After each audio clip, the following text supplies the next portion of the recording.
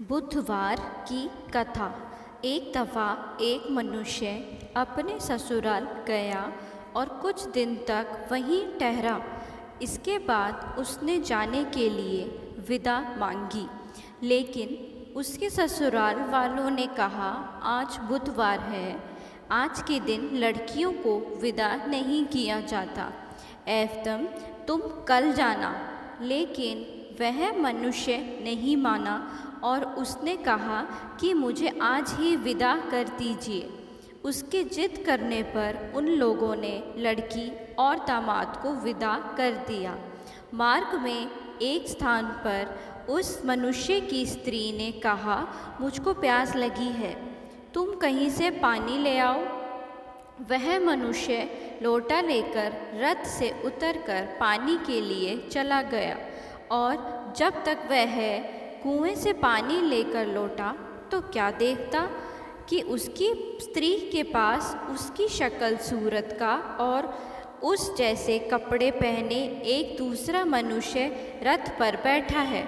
यह देखकर उसकी आँखों में खून उतर आया और क्रोध में भरकर उस दूसरे मनुष्य से कहा, तुम कौन हो जो मेरी स्त्री के पास बैठे हो? इस पर दूसरे मनुष्य ने उत्तर दिया, अबे जा, तू कौन है? चल भाग यहाँ से, यह औरत मेरी है। इस पर पहले मनुष्य ने कहा, अरे भाई, यह औरत मेरी है, मैं अभी अभी इसे लेकर अपने ससुराल से आ रहा हूँ। और इस प्रकार झगड़ा बढ़ गया। वहाँ बहुत से लोग जमा हो गए। तब लोगों ने उस स्त्री से पूछा कि वह कोई भी जवाब ना दे सकी, क्योंकि वह दोनों की एक जैसी शक्ल सूरत व एक जैसे वस्त्र देखकर अपने असली पति को पहचान ना सकी। इतने में ही उस स्थान पर राजा के सिपाही आ पहुँचे और उस मनुष्य को, जो कि लोटे में पानी लेकर आया था, पकड़ने को तैयार हो गए।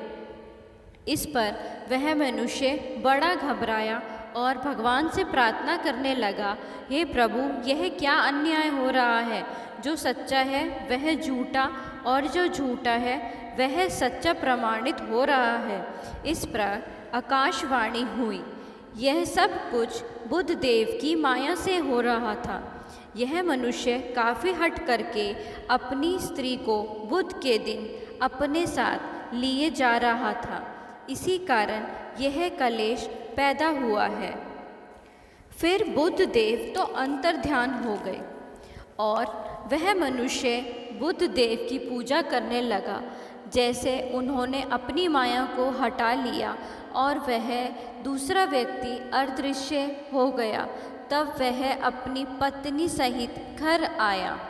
जो कोई यह कथा पढ़ता या सुनता है, उसको बुध के दिन गमन करने का कोई दोष नहीं होता।